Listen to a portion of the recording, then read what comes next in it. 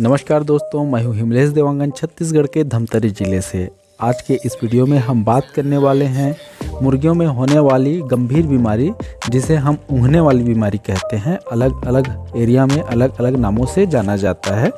मैं छत्तीसगढ़ में रहता हूं, तो हमारे आसपास के एरिया में इस बीमारी को ऊँघर्री बीमारी के नाम से जाना जाता है, तो कहीं कहीं पर झुमरी बीमारी। और इस बीमारी का वास्तविक नाम रानीखेत है। रानीखेत इसलिए क्योंकि यह बीमारी जो है उत्तराखंड के रानीखेत नामक जगह पर सबसे पहले पाया गया था, इसलिए इस बीमारी का एक्चुअल नेम रानीखेत बीमारी है। तो आज के इस वीडियो में हम बात करने वाले हैं रानीखेत ऊँघने वाली बीमारी से हम अपनी मुर्गियों को कैसे बचाएं।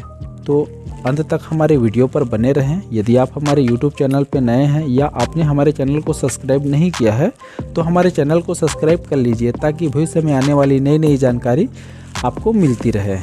तो आज के इस वीडियो में हम बात करने वाले हैं कि मुर्गियों को रानीखेत बीमारी से कैसे बचाया जा सकता है।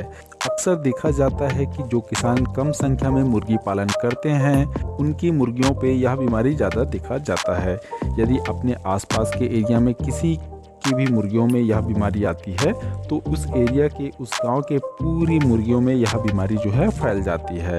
और यह भी देखा जाता है कि यह बीमारी आ जाने से आसपास के एरिया के, आसपास के गांवों के 70% मुर्गियां जो है मर जाती है।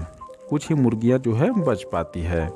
यदि हमारी मुर्गी रानीखेत बीमारी की चपेट में आ जाती है, तो उसको बचाना मुश्किल हो जाता है। 90% चांसेस रहते हैं कि मुर्गी की मौत हो जाएगी, क्योंकि इस बीमारी का प्रॉपर इलाज नहीं है। उसको मल्टीविटामिन या एंटीबायोटिक्स दे करके उसको कुछ दिन और जिलाया जा सकता है। इस बीमारी का केवल एक ही इलाज है, टीकाकरण। हम अपनी मुर्गियों को समय समय पर टीकाकरण करते रहना चाहिए, जिससे जो है यह बीमारी हमारी मुर्गियों में नहीं होगी। तो हम बात करते हैं हमें अपनी मुर्गियों को इस बीमारी से बचाने के लिए कौन कौन से टीकाकरण करना चाहिए। इस बीमारी से बचने के लिए टीकाकरण लगता है, जिसमें पहला टीका है लसोटा F1।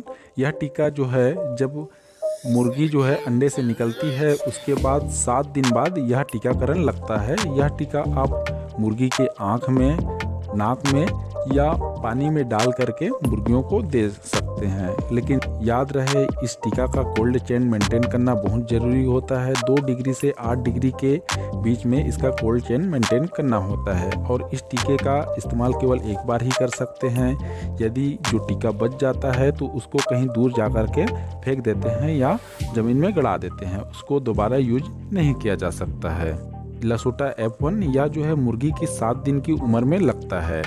उसके बाद लगता है लसोटा बीवर स्टेन।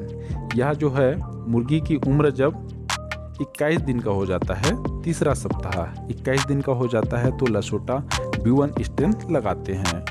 उसके पश्चात और तीसरा टीका जब मुर्गी की उम्र 50 दिन से 60 दिन के बीच में होता है, तो R2B ये इंजेक्टेबल फॉर्म में आता है और इसे लेफ्ट पैर में या लेफ्ट पंख में लगाया जाता है।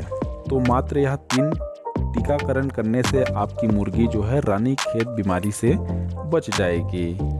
और यदि आपकी मुर्गी को लॉन्ग समय तक रखना है, जैसे कि किसान 2-4 संख्या में रखते हैं और अपनी मुर्गियों को लंबे समय तक रखते हैं, तो R2B टीकाकरण को आप प्रत्येक 6 महीने में दोहराना चाहिए। यदि R2B टीका आपके पास अवेलेबल नहीं होता है, तो आप लसोटा का कोई भी वैक्सीन आप प्रत्येक 3-3 माह में या 6-6 माह में दोहराते रहना चाहिए, जिससे जो है आपकी मुर्गियों में ये झुमने वाली बीमारी या ऊँघर्री बीमारी या रानीखेत बीमारी, जिसे आप जो भी नाम से जानते हैं, यह बीमारी आपके फार्म में, आपकी मुर्गियों में नहीं होगी।